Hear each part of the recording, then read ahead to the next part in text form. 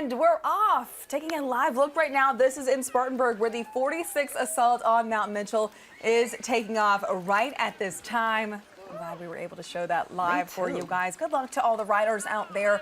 They're going to be traveling some to more than 70 miles to Marion, where they're going to maybe take a little break there, hopefully rest up. But then some are going more than 100 miles all the way to Mount Mitchell, and it raises a ton of money as well. Sure does. Some $8,000, some 600 riders taken to those roadways in Spartanburg County, for sure. It's one of the toughest cycling races in the country, in fact. Cyclists, they start in downtown Spartanburg and ride more than 100 miles. Fox Carolina's Lindsay Gibbs is live with a look at the start this morning. It was so good to be able to see the start of the race, Lindsay.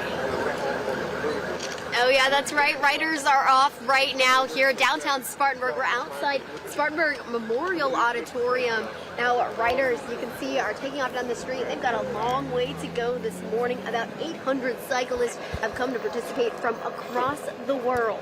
Cyclists bike more than 102 miles up Mount Mitchell. That's a climb of more than 10,000 feet. Now, there is a shorter course that is known as the Assault on Marion. Cyclists bike more than 74 miles to finish there at Marion, North Carolina.